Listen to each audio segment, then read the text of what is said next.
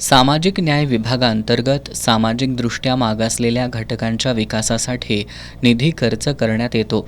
मात्र लाडकी बहीण योजनेसाठी या विभागाकडील सुमारे 1,000 कोटींचा निधी महिला आणि बालकल्याण विभागाकडे वर्ग करण्यात आलाय.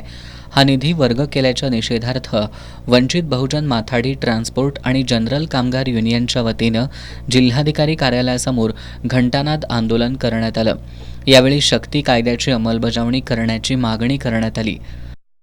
सामाजिक न्याय विभागाचं लाडकी बहीण योजनेसाठी गेल्या वेळी 740 कोटी रुपये वर्ग करण्यात आले होते. यावेळी 410 कोटी रुपये वर्ग करण्यात आले. त्याचा निषेध म्हणून आज आम्ही जिल्हाधिकारी कार्यालय येथे घंटानाद आंदोलन करत आहोत. त्याच पद्धतीने महाराष्ट्रामध्ये महिलांच्यावर अन्याय अत्याचार भरपूर वाढत आहेत. तरी गृहमंत्री असलेले मुख्यमंत्री असलेले फडणवीस साहेब त्याच्यावर काहीच पावले उचलत नाहीत.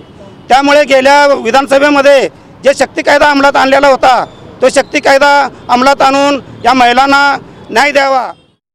आंदोलनात रघुनाथ कांबळे, संभाजी कागलकर, फरजाना नदाफ, कल्पना शेंडगे, अविनाश बनगे यांच्यासह कार्यकर्ते सहभागी झाले होते.